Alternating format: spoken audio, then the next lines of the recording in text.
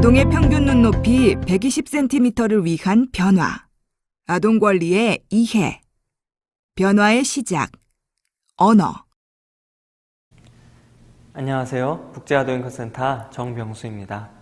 얼마 전 서울시에서는 성평등 언어사전 시민참여 캠페인을 개최하였습니다.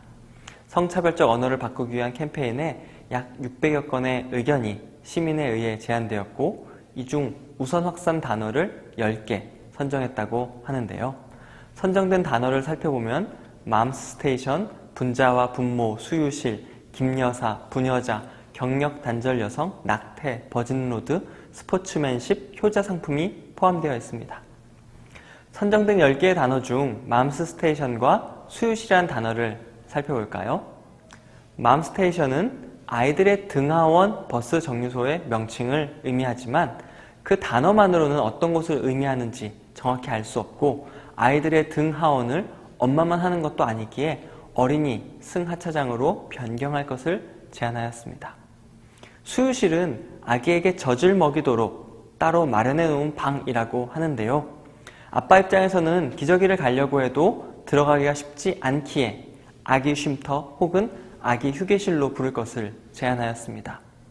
이 외에도 2018년에 선정된 성평등 언어사전에는 유모차와 저출산이 포함되어 있습니다.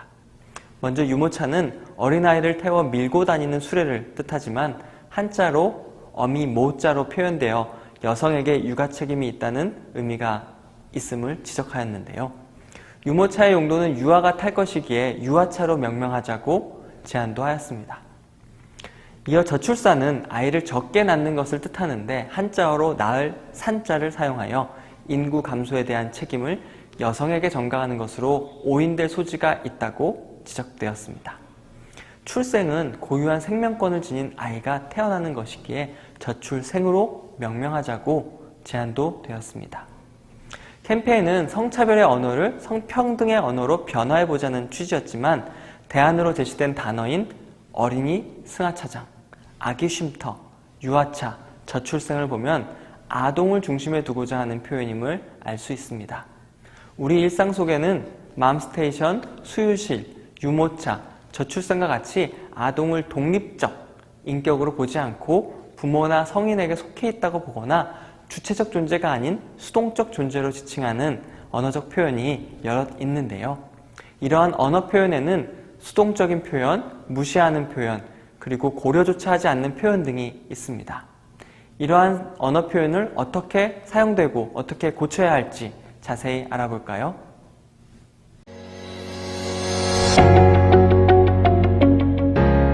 수동적 표현. 첫째로 수동적 표현입니다. 예컨대 최근 아동의 놀 권리나 참여권 증진과 관련한 사업이나 성인들의 대화를 보면 놀게 해주겠다, 참여시켜주겠다 등 수동적으로 표현되는 경우가 많습니다. 놀 권리, 참여권 모두 아동이 당연히 누릴 수 있는 권리라고 이야기하지만 정작 놀 수 있는 것, 참여할 수 있는 것 모두 성인이 가능하게 해준 것이라는 인식이 있기 때문에 이러한 표현으로 나타나게 됩니다. 권리는 당연히 누릴 수 있는 것이지 누군가 베풀어주는 것이 아닙니다. 따라서 오늘 이렇게 토론회를 개최하여 여러분을 참여시킨 이유는 우리 지역이 보다 아동 친화적으로 변모할 수 있도록 여러분의 의견을 드려보기 위함입니다 라는 문장을 오늘 우리 지역이 보다 아동 친화적으로 변화할 수 있도록 뜻깊은 참여의 장에 함께 해주신 여러분께 감사드립니다. 여러분의 목소리를 경청하고 적극 반영할 수 있도록 노력하겠습니다 정도로 바꾸어 보거나, 오늘 날씨가 좋으니 공원에 나가 놀게 해줄게 라는 표현을 오늘 날씨가 좋으니 공원에 나가서 놀아볼까? 로 바꾸어 보는 것은 어떠실까요?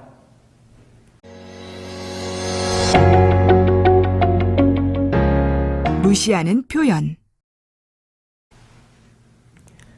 둘째로는 무시하는 표현입니다. 쪼만한 게 뭘 알아? 뚝! 그만 울어. 뭘 잘했다고 울어? 내 말만 들어. 그럼 자다가 더 떡이 나와. 등의 표현은 상대방의 감정과 생각, 의견, 심지어는 인격을 무시하는 표현이 될 수도 있습니다. 성인 간에는 이런 표현을 사용하는 일이 거의 없겠지만 아동에게 이런 표현을 사용하시는 경우는 쉽게 발견하실 수 있습니다. 쪼만한 게 뭘 알아? 네 생각은 그렇구나로. 내 말만 들어. 그럼 자다가도 떡이 나와는 아빠의 의견은 이런데 네 생각은 어때? 등의 표현으로 바꾸어 아동의 의견과 감정을 물어보는 것은 어떠실까요?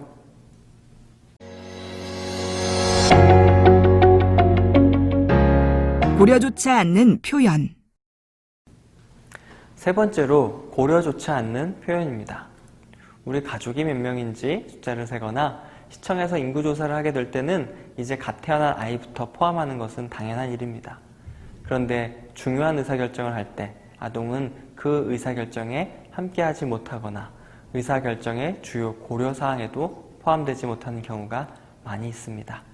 시민을 위한 행사나 지역의 축제를 준비할 때 아동에 대한 고려를 전혀 하지 못해서 가족이나 친구들과 함께 참여했지만 의미 있는 경험을 하지 못하고 돌아가는 경우도 발생하게 됩니다. 이는 시민 혹은 지역 주민이라는 용어에 아동이 포함되어 있다는 것을 인식하지 못하기 때문에 발생하는 일입니다. 그러다 보니 행사 전반에서 아동은 애물단지 혹은 번외의 존재가 되기도 합니다. 한 예로 한 지역에서 해마다 큰 축제를 진행하며 불꽃놀이 등의 행사를 하는데요. 대중교통으로는 갈 수 없는 위치와 시간이라 성인 없이 친구들끼리는 참여할 수 없고 설령 차로 이동한다 해도 갖추어진 시설물이나 부스가 성인 위주여서 영유아 함께 다니기 부적절하다, 위험하다라는 이야기들을 들었습니다. 물론 아이들을 위한 축제나 행사를 별도로 마련하는 곳도 많이 있습니다. 하지만 이제 한 단계 더 나아가 아동을 별도로 분리하는 것이 아닌 시민, 구민, 군민에 당연히 아동도 포함됨을 전제로 행사나 사업을 준비해 보시는 건 어떨까요? 아동을 동등한 인격체로 존중하기 시작한다면 분명 우리가 사용하는 언어에도 변화가 생기게 됩니다.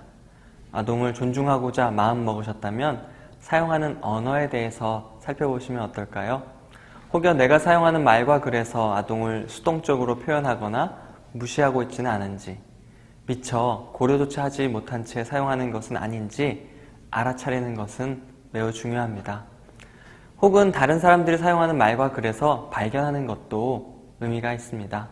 만약 아동을 의존적, 수동적 존재로 지칭하는 표현을 발견하셨다면 지적하시기보다는 대안적 표현을 찾아 나부터 실천해보면 어떨까요?